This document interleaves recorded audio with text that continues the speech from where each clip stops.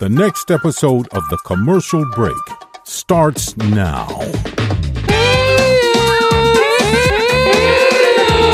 Oh, yeah, cats and kittens. Welcome back to The Commercial Break. I'm Bryan Green. This is my dear friend and the co-host of this show, Chris Joy Hoadley. Best to you, Chris. Best to you, Bryan. Best to you out there in the podcast universe. Thanks for joining us. I was in my ghost mode. Yes, the girls, some of my girls like to come in here on the break and do us a little show, a little entertainment. Yeah. Halftime entertainment. Halftime entertainment for the working kids, which is nice of them. But then you have to get them out of here. Yeah. And that's a whole different animal. And you're like, okay. I read somewhere where kids, they only have a certain part of their brain developed until a certain age, which for me was 41.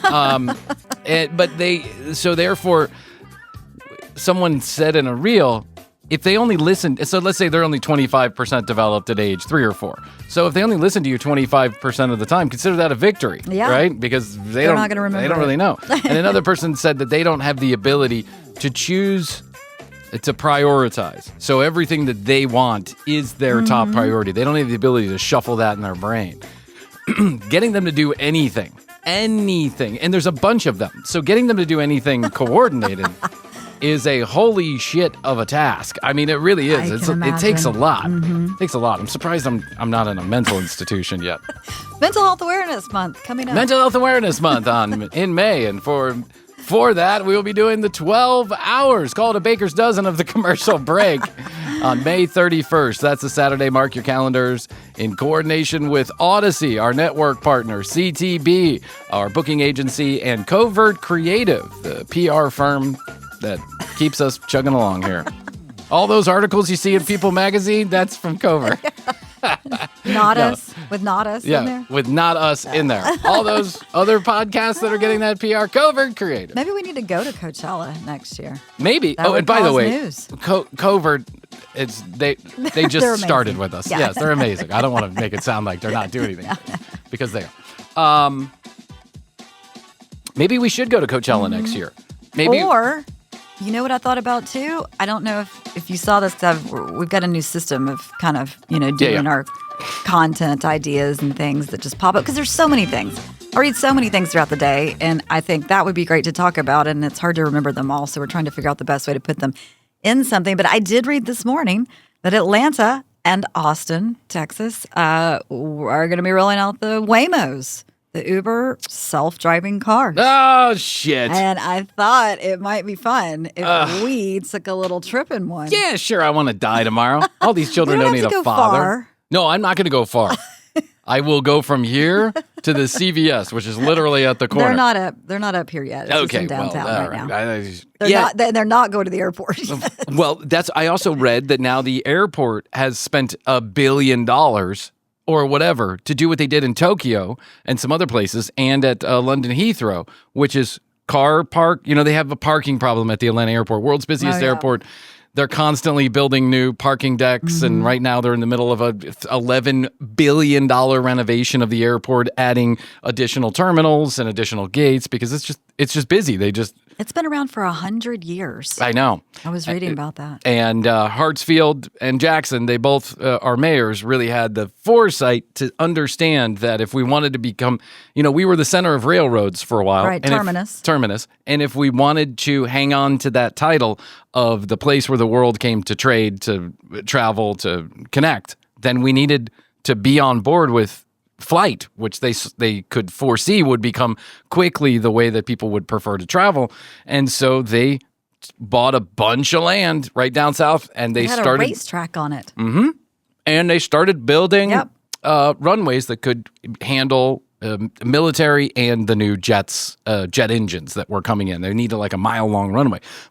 And so now we can handle any kind of aircraft anywhere around the world. With the world's busiest airport, I think it's something like 120 million people travel through that airport every year. That's amazing when you think about that. 120 million people, that's 500,000 people a day coming in and out of that airport. But the parking situation, if you're a local here, is kind of a nightmare 90% of the time. If you're lucky, you can get an economy spot near the airport where you keep it there. But anyway, they're going to get these little trains that run not on a track, but just on an electric wire, a guide wire, what they call, which is embedded into the road. That track light rail. Yeah. Is that light rail? But it's not. It's like it doesn't even have a rail. Okay. It's a guide wire. What I mean by that is they put a electrified magnetic strip in, call it a track, but it's more like a road. The road is dedicated to this like little train. It looks like a kid's train that you would get in for Easter or at the mall. Do you know what I'm saying? Yeah, but a little bit bigger than that, covered, and each one holds like 2 passengers, but they have like 8 cars connected to it. Little pods. That's what they are. Yeah. These little pods, they connect up and they make trains. They come pick you up at the, you walk down the aisle when you get done parking. They come pick you up autonomously, and then they zip you to the airport. And there you go. And London Heathrow is already doing it, but they're charging for it. It's like, €10 to get from, you have to park, and then it's €10 to get to the airport, €10 to get back. So I'm sure Atlanta is also going to charge you for this also. But I just read they invested like $1 billion into this system, and they're going to start building it here. Cool. Really soon, so you can park far away from the airport where it's cheaper, and then spend all that money you save on getting a pod to take you autonomously. So we'll do the Waymo, we'll do the pod. Love to go to Coachella. Always wanted to go to Fuego Fest, the Insane Clown Posse, the gathering of the Juggalos. I've been talking about that forever, and I know every content. Let you take that. I you do. And Tina. Tina would come with me. Oh yeah. That's right up Tina's alley. I don't know why, but it seems like something Tina would want to do with me. But I've always wanted to do that. And I know every content creator and their mother have gone to the Juggalo Fest and gotten, insane footage. But I want to join the bandwagon because it seems like a lot of fun. And those people seem like they're having fun and generally harmlessly. Like they're doing a lot of drugs and a lot of drinking and a lot of fuego. But at the end of the day, if you're having fun, that's my kind of party. I want to go there. Why not? Hey, listen. Hey, speaking of party, Minecraft the movie. Oh, yeah. Minecraft. It's getting huge attention.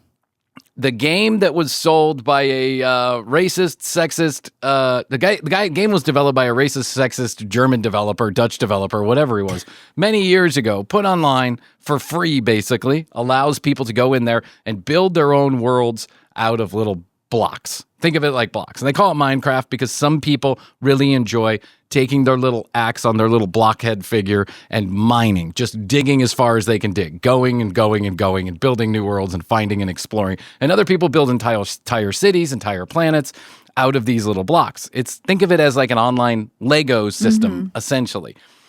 I've never played it. Haven't gotten into it. I haven't either. But my godson has gotten into it. Oh, yeah. And I've watched him play, and I've watched the Minecraft YouTubers. I've watched a lot of them do their thing.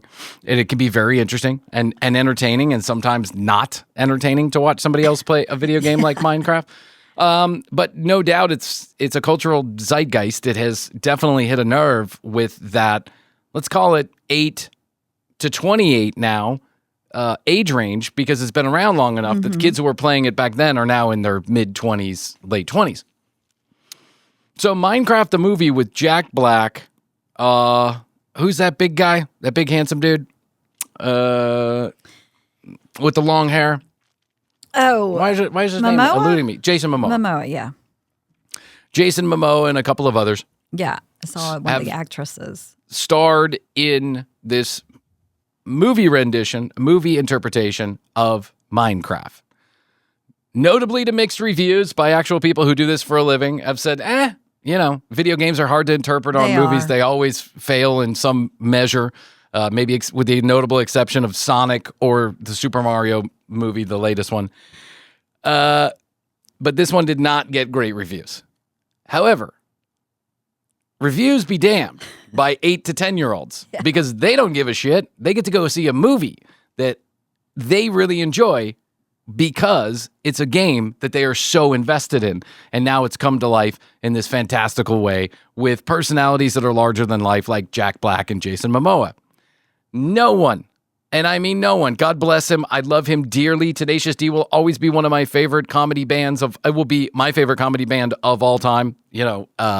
Tenacious D is incredible. Jack Black is hilarious. Yeah, he is. I love him. This is no knock on him. But I'm not sure anybody was picking up the phone and begging for Jack Black to be in a movie. I don't know that, but I'm just not sure that anybody was knocking down his door. And I don't think anybody expected that anybody would be knocking down his door after the Minecraft movie. Do you know what I'm saying? Yeah. They gave it a very modest expectation of making $20-30 million the first weekend. It made like $90 million the first weekend. And now, 3 weekends in, it's at almost $600 million worldwide, wild. tracking to be over $1 billion. It's the top grossing movie in the United States, second top grossing movie in the world for 2025. Kids are going crazy too. What's the? But that's what I was going to. This is what I'm going to share with you. Yeah. Do tell about this. So in the game, because I am a noted Minecraft expert, in the game there is a couple of characters that apparently everybody just really loves to see. One is a wild chicken. And one is called a creeper. I guess the kids are running around here saying creeper. So I'm assuming that's the name of one of the characters is Creeper, little green goblin type guy. And then the block chicken, like the chicken that's a block, because they're all blocks. Everything's made out of blocks in this fucking movie. So now I want you to imagine you and your loved one and possibly a child, but let's just say you and your loved one decide, hey, we're in our 30s. Let's go have some. Let's go have dinner and a movie. Let's go check Minecraft out because God knows there's nothing else playing in the movie theaters right now except for yet another rendition of Jesus Christ on the Cross that comes out every Easter, right? Which also is grossing very highly, by the way. It's the second highest grossing movie over the last week or two. So, okay, let's go see Minecraft, honey. Let's go do that. You walk into your favorite movie theater, nice reclining seats. You get a $30 bucket of popcorn. You get a big gulp. You get Twizzlers that you probably won't finish. You get, whatever, some sour candies that are going to make you sick to your stomach. Glass of wine, maybe. Soft pretzel. And maybe they serve you that fancy food at that fancy type of a theater that I don't go to. But you know what I'm saying. Yes. All right. You reserve your seat. Yep. Beep, beep, beep, boop, boop, boop. And you know what it's the theater's going to be crowded. This must be a good movie. We're all going to see the same thing. And you walk in, and what you see is a sausage fest of 208 to 15-year-olds ready to see this movie. Ready and charged up. Full of, prepubescent hormones, just getting all geared up energy to see Jack Black and Jason Momoa interpret your favorite video game on the big screen. And, or so you've heard, there may be a special appearance by Bach Chicken and Creeper. And they may have a scene in the movie where they go wild. So therefore, in your still yet forming mind, that means you should additionally go wild. Now, let me not throw stones in a glass house as kids, because I know we have kids that listen. I got a friend that I'm texting with. He's a young man. I was young once too, and I put 250 pixie sticks inside of an air conditioner at a hotel that caused the entire school to have to wait 2 hours before we got back to Atlanta on a out-of-state field trip. God, you did that and you did the pizza thing? And I did the pizza thing. And I egged the inside of my best friend's roommate's car. I just did stupid shit. I was young once, and I knew that my brain did not function properly. I even knew it in the moment. My brain is really dumb. It doesn't know how to function correctly. Why am I doing this? I shouldn't be doing this. But I'm going to do this because it just seems like a fun thing to do. And for the momentary second of joy that I get watching 250 pixie sticks fly out of an air conditioner and onto a pizza that's stuck to the roof, I will get in trouble and have a permanent derogatory mark on my record. Your permanent record. My permanent record, quote unquote. I will be on double secret probation for the rest of my life, as my dad would say. So I was young once too, and I know how this goes. And so I can hardly fault these kids for wanting to wild out a little bit. But what is going on? It is incomplete. It's insanity. It's just the only way to explain everybody's just jumping around. In the moment, in the movie, when Jack Black, there's like I don't know because I haven't seen the movie, but there's like a boxing ring, and then Jack Black yells block chicken or something along the lines, announces that block chicken is showing up. I don't know. Somebody can write me in and tell me exactly how the scene goes down. But when this happens, and there's lots of video of this, the kids in a coordinated attack against the movie theater owners decide to throw everything that they have in their hands, laps, what they've brought in the door. One kid even brought in a live chicken. What? A live chicken. How did they get in with that? Don't ask me. I don't know. I mean, are we really trusting the kid taking the tickets to do security. They can do their best, but there's only so much you could do. People don't want security. They don't want you. Everyone sneaks candy and food into the movie theaters or drugs or whatever, the vape or whatever. No one wants anybody checking shit.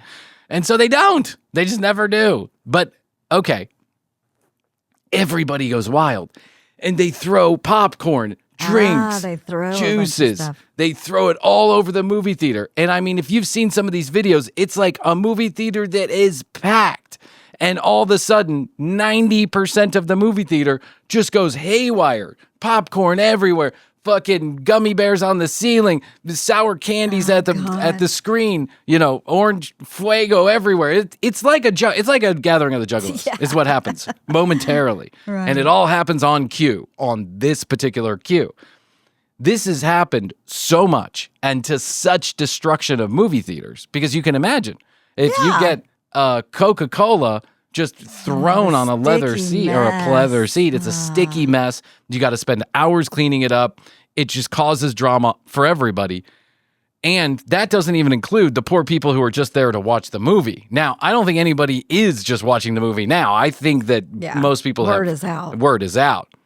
They have most movie theaters now, almost every movie theater that has this movie playing, has decided that at the very least, we need to have a security guard stationed inside the theater for this particular part of the movie. But a lot of them, have gone so far as to hiring police officers to stand in the movie theater the entire time. Like the time that I went and saw a screener of whatever that dumb movie was. Oh, God. What was that movie? I can't remember either. It was Gina Gershon. Borderlands. Yeah, Borderlands. And we love Gina, by the way. Yeah. And the people that were in the movie. And Jack Black was in that movie, too. Jack Black's got a track record of video game movies and ones that have to have police officers inside of the thing. So this is just like, it's a trend. It's a fad. It's being done, obviously, for videotape. It's being done because you get caught up in the moment. It's groupthink mentality. Everybody decides they're going to do this and they get their best thing to throw or shit to spill or whatever. It's just a whole disaster. It's turned into a real, like, kind of nightmare situation for the movie theater owners and the employees, because they are finally getting a movie in 2025 where they're making a bunch of money in a movie business that has not been doing traditionally well for the last couple of years since the pandemic started.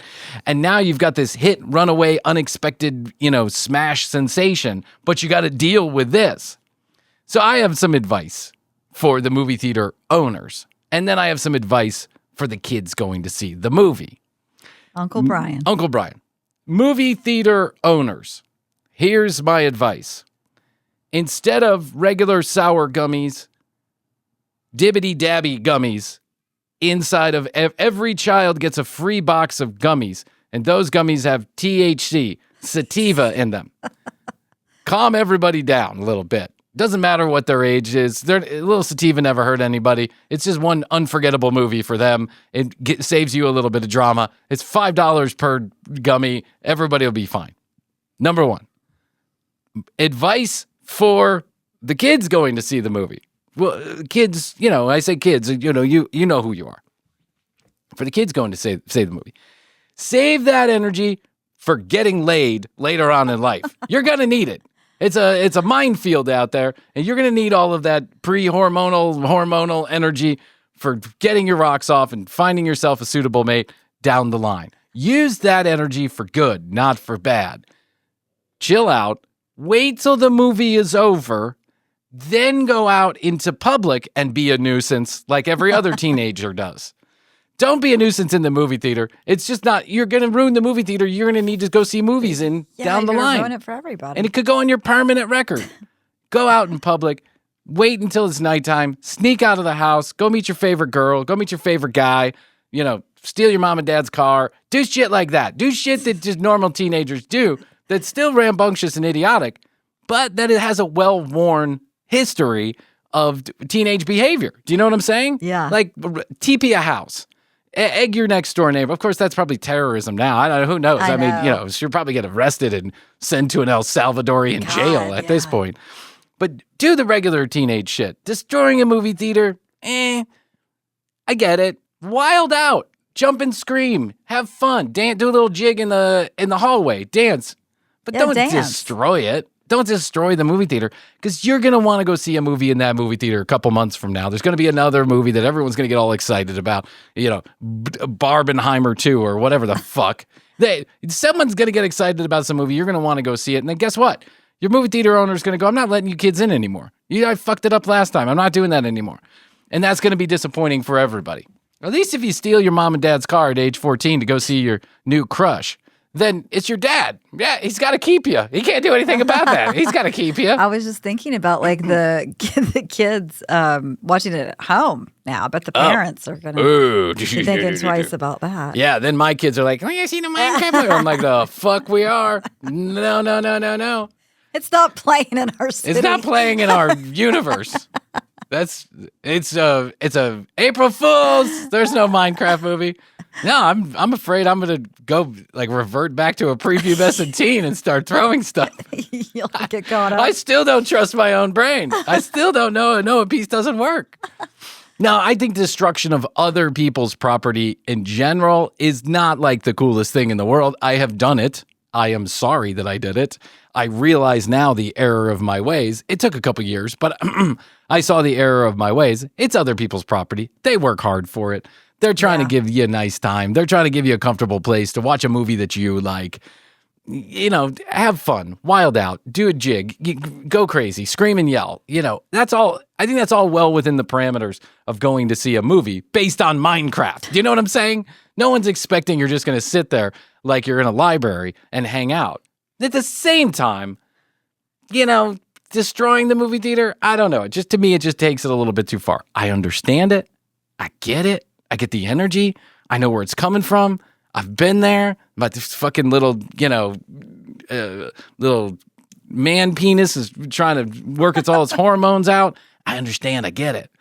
But you'll see the error of your ways a couple years from now. That destroying that movie theater that then you want to go hang out in, or that is giving you a good time, is probably not the best use. Plus, it's going to make things more expensive, because then they're That's what it always for does. extra cleaning and people and security. Yeah, you're right. That language is not going to resonate with someone 8 to 15 years old, but you're right. Us adults, it resonates with us. I'm trying to get at the kids. I'm trying to let them know, cool, I'm hip with the kids. Yo, daddy, understand. Yo, who hot, who not. Minecraft on my cock. I get it. Red and ready. I'm ready and ready. I don't understand. I got the riz. Don't worry about it. I understand that energy. But take a deep breath.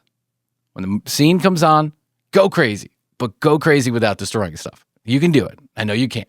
That's my advice to you. And Jack Black, congratulations on a late career cycle. Absolute smash. No, I know. I don't think he'll ever go away, really. I don't want him to. No, Jack Black? Why do we don't want him to go away. No, I'm just saying I don't think he'll ever not be in things that we want him to be in. Not now. It's Minecraft 3, 4, 12, 17. True. We're going to be hearing cock chicken or block chicken for the rest of our lives. Yes, we will. Oh, yes. If Jack's... They're going to mine Minecraft. They're going to mine Minecraft for every dollar that it's worth. And, they're going to age with this crowd. And Jack is a 50-something-year-old dude, but he's still got that weird, funny... Yeah, boyish quality about him that I can see why it's resonating with the kids, because that energy resonated with me when I was, I'm getting up there in age too. So, but it resonated with me when I was a kid too, that Jack Black energy. And so good for him. Congratulations. Come on the show, Jack.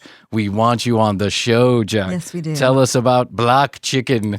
All right, let's take a break. We'll talk about more shit. The wildest shit I think that it's probably happened since Dolly. Do you remember Dolly the sheep? Yes. Okay, Dolly the sheep, for those of you that haven't been around for 20 years, those of you who haven't been prepubescent Minecraft fans for 20 years might remember Dolly. And Dolly is a sheep that was cloned about maybe 30 years ago, maybe like when I was a teenager. Yeah, or maybe a little bit later on in life. I don't remember. Dolly was a sheep, the first cloning of another living thing that actually survived. So there was Dolly the sheep and then Dolly the sheep 2, which was exactly the same thing because they were cloned, literally identical twins, essentially. Bred and born in captivity and cloned to the exact DNA. Scientists figured it out. Like little evil mad geniuses they are, they figured out how to clone a sheep. Fast forward a couple years, Jurassic Park becomes the hit of the century with its movie based on the book by Michael Crichton, which I loved. I do not like sci-fi books. I do not like them at all. I'm sorry, it's just not my thing. But I loved Jurassic Park because it's technical in nature. It gets into the detail about how this happens. Essentially, taking DNA from a dinosaur and doing what they did with Dolly, implanting, impregnating, figuring out how to bring back dinosaurs. And over the last couple of years, that conversation has accelerated to the point where they think they can bring back a woolly mammoth by putting that embryo inside of an elephant and allowing it to, get it's the gestation cycle is a little bit different. Well, it's 22 months. For an elephant. For an elephant, but I think they figured it was like 26 months for a woolly mammoth or something like that. But they said they're close, right? They're really close. Well, some dude, and when I say dude, I mean dude, Joe Rogan podcaster listening bro, decided a couple of years ago, a decade ago or whatever it was, I read the story, that he wanted to also start his own, I'm bringing back dinosaurs from the extinct or cool animals that have gone extinct. I'm going to do it. He had no formal training, no scientific background, no research scientist. He's had a bunch of money. Yeah, he just knew how to get a bunch of money, and he had some resources. And so he started hiring some of the best people in this field and figuring out how they do it. And he was watching Game of Thrones one day. And if you're a Game of Thrones watcher, which I am not, but I have seen the scenes with the dire wolf in it. And the dire wolf is an actual thing from way back in the day. Huge creatures, huge wolves that are now extinct and have been for a while. But this bro figured it all out. He put the pieces of the puzzle together. He got I think it's a German Shepherd, impregnated a German Shepherd or another dog, a dog of some sort, impregnated that dog with an embryo of a extinct dire wolf that he figured out how to, scientifically engineer. I don't know. Wha-bam! Wha-bam! Tyrannosaurus Rex! Wha-bam! Bryan clone. The commercial break will never go away. A younger, better Bryan stars in the commercial break too. He figures out how to do this with cloning. Quantum cloning. Quantum cloning. It sounds. I essentially just took a regular dog and painted it white. Direwolf. Wha-bam! He figures out how to do all of this, and he engineers himself 4 direwolf pups that all survive outside of the womb, at least for a little while, and 2 of them pass away, and 2 of them survived. Both of them male, I think.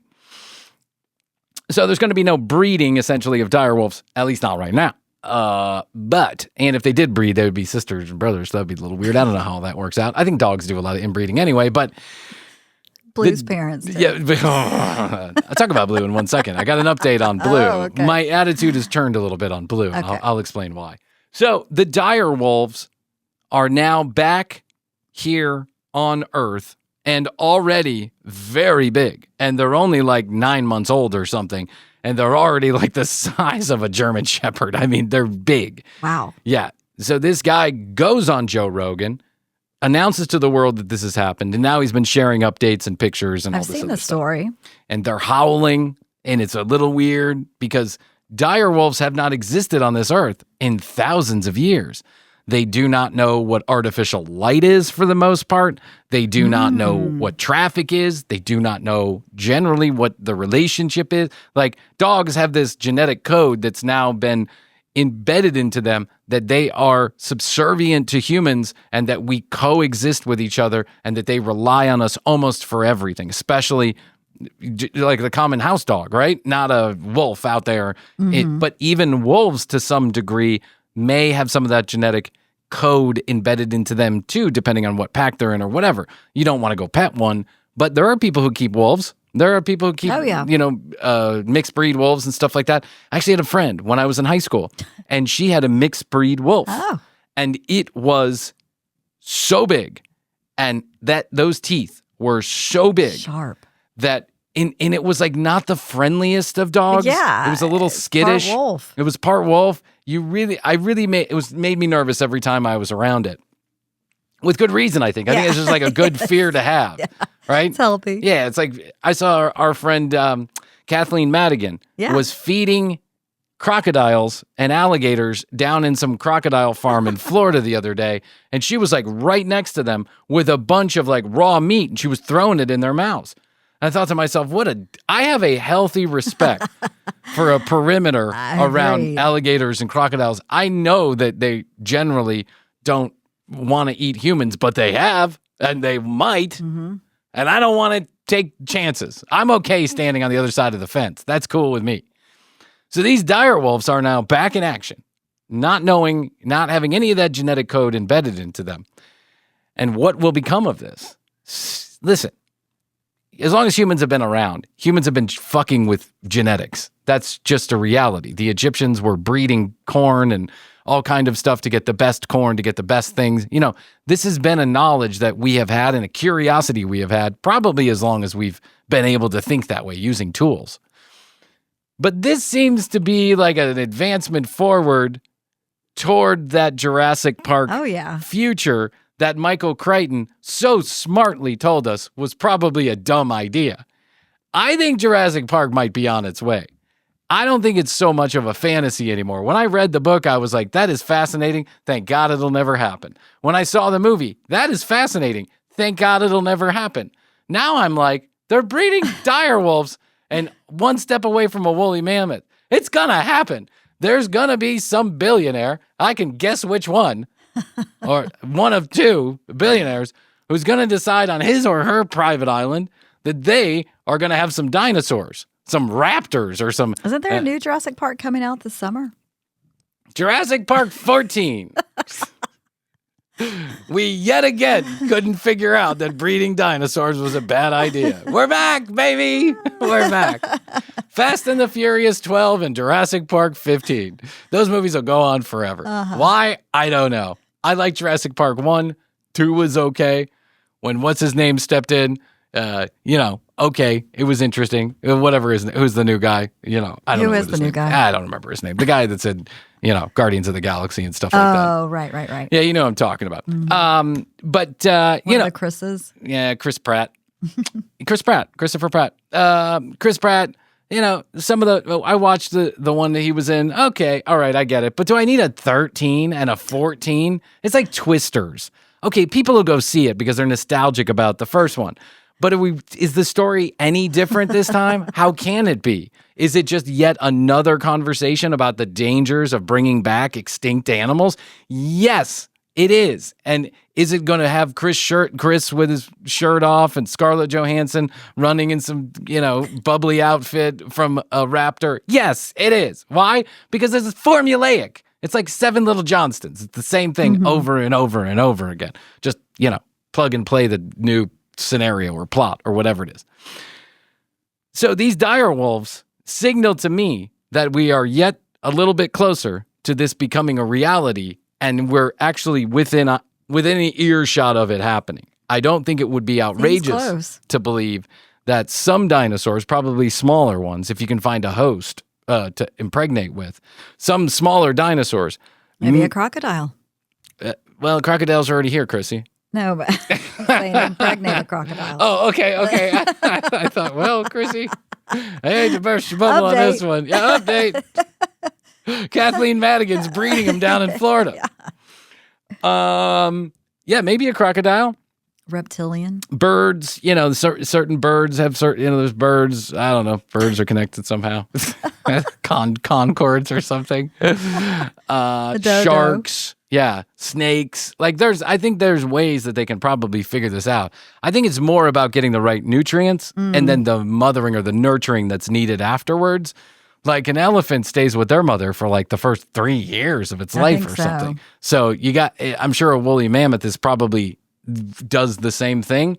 And isn't the mother going to start going, it's not like You're very hairy. You're very hairy. You're out. I don't like you. There's a very real thought that you could reject the baby, which happens in nature a lot, unfortunately. But you look different. This one is not like the other. One of these things is not like the other, and nature ain't so kind a lot of times. I wish we could do that with our kids or Blue. Well, So the dire wolf is back. It we'll is see what happens. a very pretty animal. I understand that tinkering with genetics has always been in our genetics, but it is a little scary to me. Yeah. It does feel a little weird. A little unnatural. Yeah, to be watching a dire wolf howl on TikTok. You know what I'm saying? When they haven't been around for 5,000 years or whatever it is. It's unnerving at best. And, we'll see how it all rolls out. I'll keep you posted on the situation. As a noted geneticist myself, I'll have to keep you posted on all the comings and goings of Jurassic Whatever Park. happens, the listener will find out about it Last. Yes. In the regular news. Yes. Come here. Well, yeah. Come here for if you want follow up. Yeah. How many times a week do you think a listener goes, yeah, Bryan, we heard about that like 3 weeks ago. A lot. And here I am doing a dissertation on it, and they're like, okay. So you read the same CNN article I did. Yes, Okay, got it. Yeah. Oh, you get the Daily Beast like I do. Congratulations. Yes. Yeah, I sound like I'm smart. I'm just reading the same articles you are. I get the same Apple notifications you do. But we'll see, and will the dire wolves turn on people? That's the thing that I would be worried about. And I know that now they've gone to like a sanctuary, not for dire wolves because there are no dire wolf sanctuaries, but like a wolf sanctuary. Okay. And they've gone there where they can be monitored and tested upon. Tested. Yeah, I'm sure they're going to get needled to death. Poor little things. Whenever you're the first, like a first child, it's just bad news. You're gonna have to break walls. That's what's gonna happen. You are. Someone free those. Don't free the dire wolves for real, but free it's like that chimpanzee that kept chasing around Florida with that crazy lady. Yeah. Tonka. Tatonka. Day in the wind. Okay, update on Blue. Yes. So we went on vacation and we had to put Blue into the play place, the doggy place, whatever. Doggy daycare. No one wants to take that dog anywhere. You don't want to subject other states to that. There are laws against that, I think. You don't want to subject. Crossing state lines with Blue. So we decided we're going to put her at the place we always put her at, nice doggy place with other dogs. She can have a nice little place on her own. They feed her, pet her, and all that good stuff. But the night before we leave, Blue, all of a sudden out of nowhere, develops a terrible hacking cough where she's spitting stuff up like a foam, like a fluid.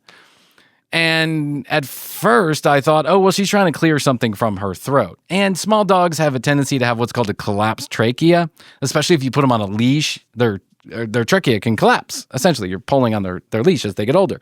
But we don't put Blue on a leash because Blue doesn't go anywhere. Blue just shits in the house and barks at us.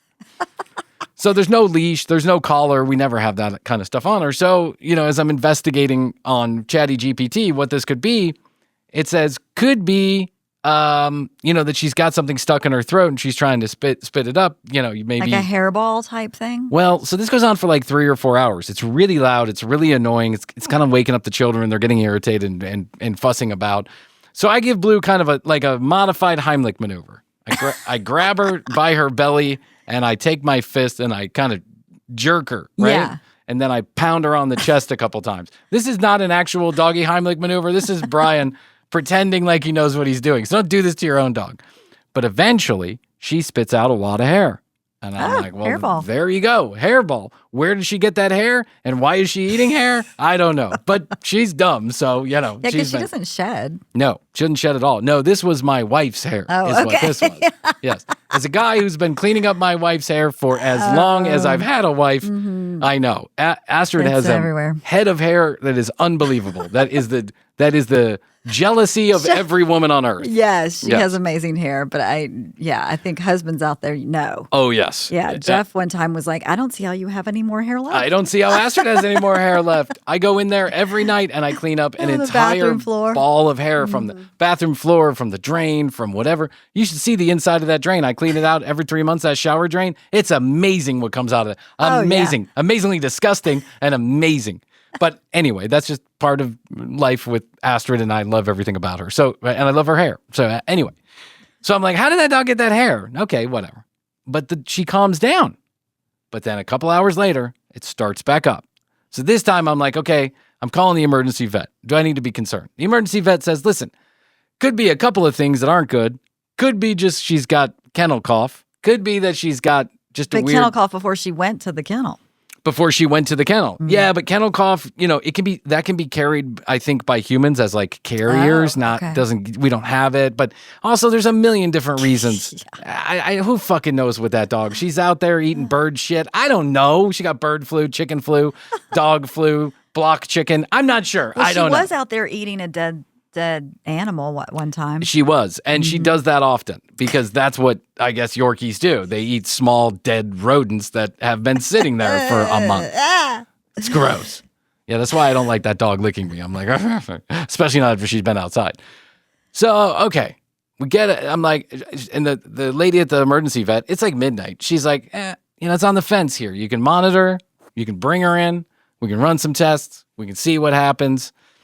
It's up to you. What do you think? Like, it's hard for me to make this call because it could be a total non-emergency and she's just has something stuck in her throat and she's having a hard time getting it out. But if she's breathing okay and acting okay and she still wants food and water, which she did, then doesn't... she'll never want food and water. But, if an animal is hurt, like really hurt, the first thing they won't do is drink food. Or that's the first thing that goes away. Just like humans. Like if you're really hurt, you're not sitting down for a cheeseburger, right? If you have a compound fracture on your arm, the last thing you're doing is going for ice cream until you get some pain medicine in you. So I'm like, okay, all right. Well, I don't want to pay $700 to get her seen in the middle of the night. And we're supposed to go on vacation tomorrow. This really what am I supposed to do now? I guess vacation is off. Thanks, Blue. Thanks, Blue. Canceled. Yeah, vacation's canceled, you shitty dog. But I am starting to worry about her a little bit. So I'm trying to think in my mind, what's a plan here where we can scratch both itches? I can still get on vacation without ruining the entire family's, only vacation for the next 6 months. Yeah.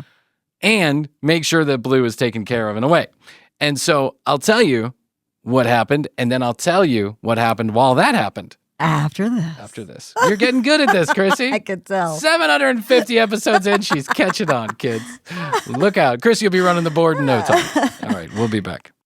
All right, so what to do about Blue when she's coughing up all this fluid and, having kind of a hard time. So I give her a bunch of Robitussin. First order, stop the coughing. Give her some Robitussin. Oh, just straight up Robitussin. Yeah, Robitussin Tussin DM. Tussin DM. Make sure it's DM, kids, not the regular Robitussin.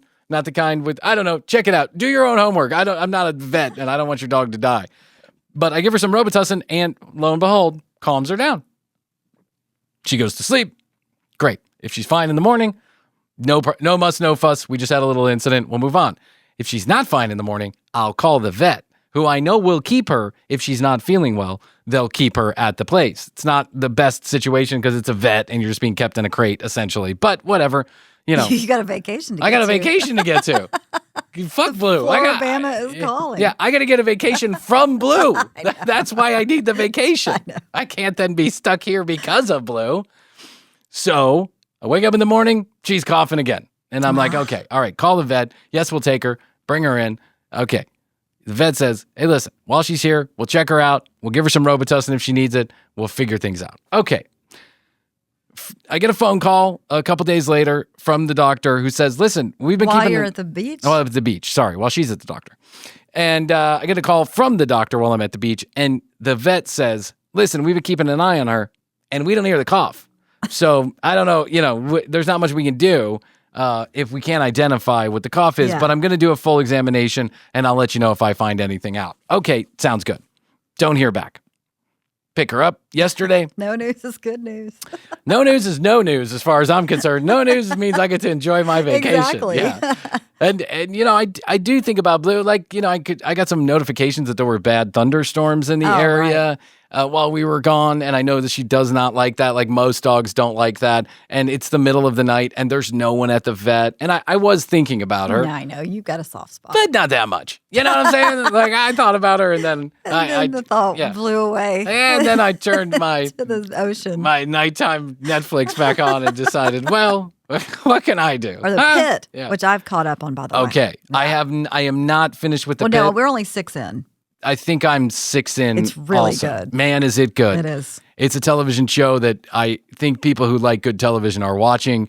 And I highly suggest it, but I'm not going to get distracted here, Bryan. Yes, sorry. Finish the fucking story. No, not you. distracted. I'm reminding my own brain because I can see going off on a whole 15 minutes I'm on about the the pit. But we'll do that next episode. All right. So whoa, what? Yeah. It's just like the Blue's dying out there or something. So I go to pick her up yesterday. We couldn't find anything to cough, but here's some medicine that we've been giving her just in case, Okay. Okay. All right, cool. And the doc is in one of the examination rooms. I can kind of see from the front, and I know the doc, and I like the doc, and we have some things in common. And hey, what's up, doc? And I someday hope he can give me some narcotic medicine because I'm a dog and I need some Xanax. I don't know. It's always good to be friends with a doc.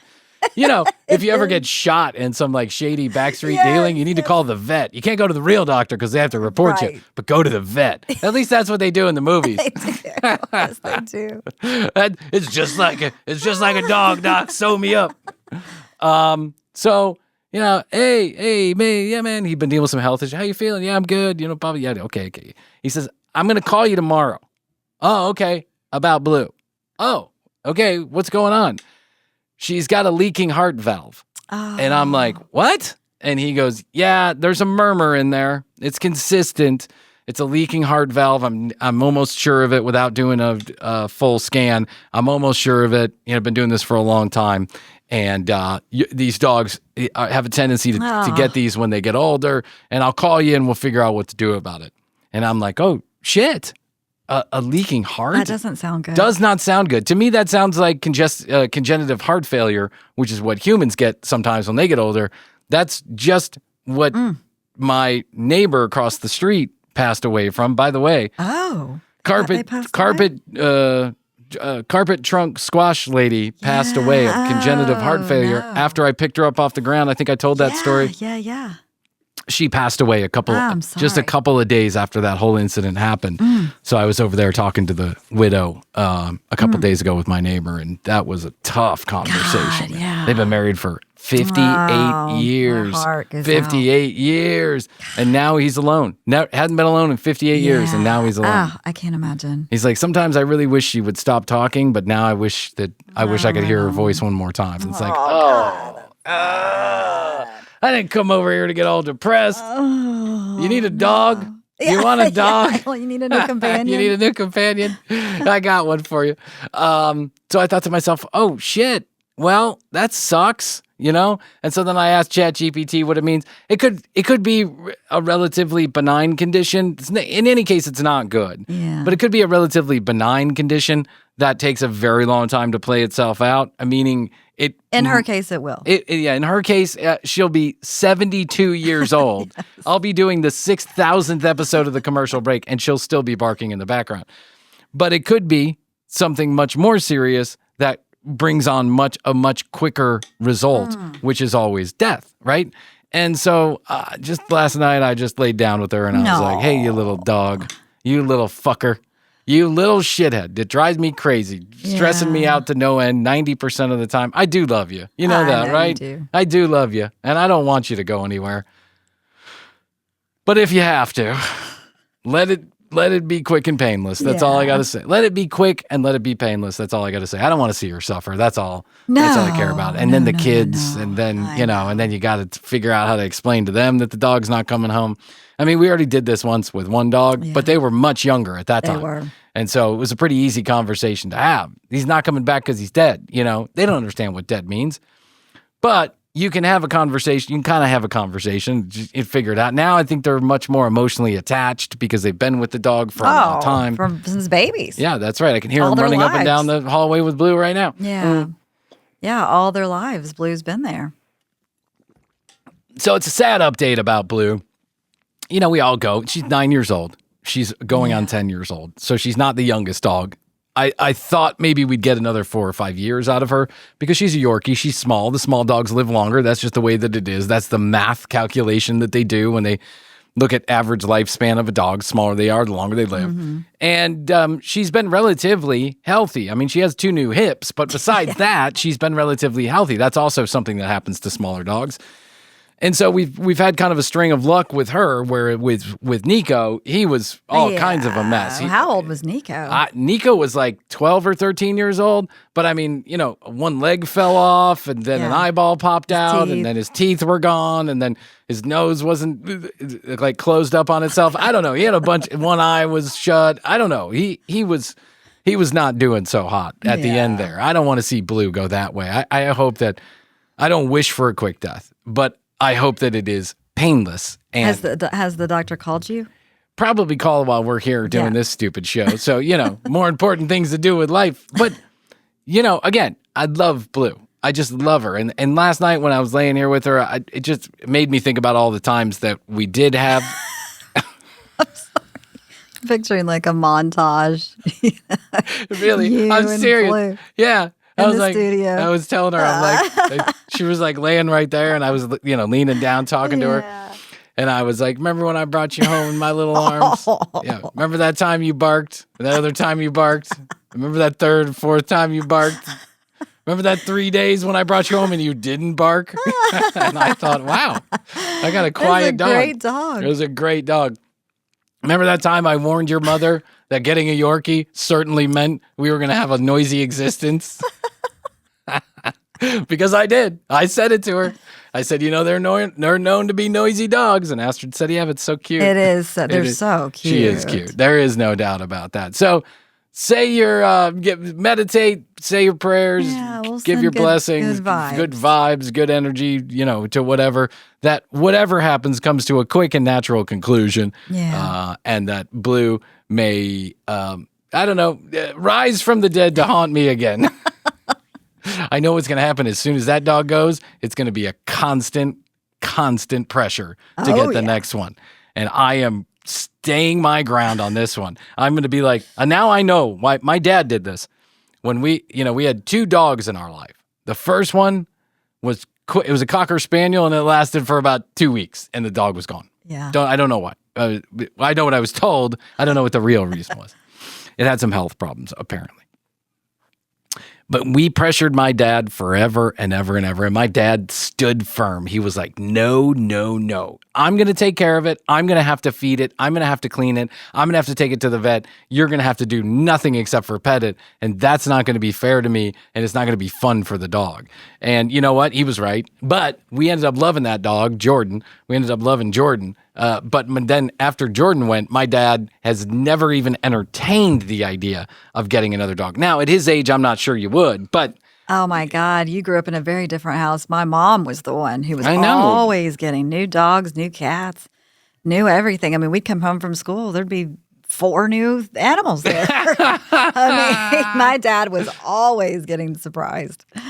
And so, and did the animals stay with you for the length of their life? I mean, a lot of them did. Wow. Some of them did have health problems and different things. But a lot of them stayed. Jeezy Louise. We had like 7 or 8 animals at one time, I remember. 7 or 8 cats animals? And dogs, yeah. How did you live in a household with 7 or 8 animals? It was like just part of life. My mom took care of them. Yeah, I do remember staying at your grandfather's house one time when your mom was still around, and there was like a cat in my bed and a cat on my head. And well, my grandfather had the cats at that point. My mom had the dogs. Oh, the dog, and there were dogs running around, and it was a little bit of a zoo in there. Yeah, that's the way it was. But you look at that in 2 different ways. I love people who are animal peoples because I'm an animal person too, but I also know they're huge responsibilities. And that once you make a commitment to, it's just like Blue. Once you make a commitment to the dog, nothing's going to break that commitment. No matter how annoying or terrible it gets, I'm seeing it through to the end because I made a promise to you, an unspoken promise that I would feed you, protect you, and house you the best of my ability until you came to your natural conclusion or whatever happened. And I just refused, even at its zenith, when it was the worst, when Blue was just like as crazy as she could possibly be, barking every minute of every day, driving everybody crazy, biting Nico, even when that was going on, I felt an obligation to make sure that Blue was here with us, with her family. And so, I will feel that obligation till the whatever happens. Keep us posted. Here. I will keep you posted. I'm sad about it, but I'm hopeful that when I talk to the doc, I think if it was like a dire emergency, he probably would have came out and said, hey, stay for a minute. Let me talk to you. Right. So I think this is probably one of those. Like, hey, I'll call you tomorrow. Yeah, I think this is probably one of those. Hey, listen, it's not good, but you got a couple years left. You'll be okay. Good. All right. Well, there you go. I'm going to depress you on your way out the door. I know. I did notice that she was much calmer when I came in today. Yeah, it's just we picked her up yesterday, so she's got like this, stressed hangover. So she'll be okay. We'll figure it out. And if she needs surgery, she can raise money. I'll put her on TikTok. GoFundMe. She can GoFundMe. I've spent so much money on surgeries for that dog. Oh, yeah. Those 2 hips were very expensive. Very expensive. Okay, listen, I am today on Not Even Mad, the podcast Not Even Mad by Mike Pesca, who also does The Gist. You can catch the show, Not Even Mad, on the Gist RSS feed or its own RSS feed. I'll put links in the show notes. So go check it out. Go check me out on that show. Decidedly different from this comedy show, but we're going to have some fun. We're going to be talking about the state of podcasting, Joe Rogan, and a bunch of other stuff. Also, May 31st, the 12 hours of TCB. You get an episode, and you get an episode, and you get an episode. Everybody's going to get an episode on May 31st. So come on and join us. 12 straight hours of the commercial break starting at 10 a.m. We'll release an episode every hour on the RSS feed. Turn on your auto downloads, kids. Make sure they're set to at least 10 so that you can get, or 12, excuse me, 10, 12, to at least 12 so that you can get all the episodes and catch up with them whenever you get a chance. We would appreciate it. Tune it in. It's so we can raise awareness about mental health and to celebrate 5 years of the commercial break, which somehow go hand in hand. Yes, they do. 212-433-3TCB. 212-433-3TCB. Questions, comments, concerns, content ideas, we're taking them all right at that phone number via text message or voicemail. If you leave us a voicemail, you could be the next voice of the commercial break. So be mindful about what you say.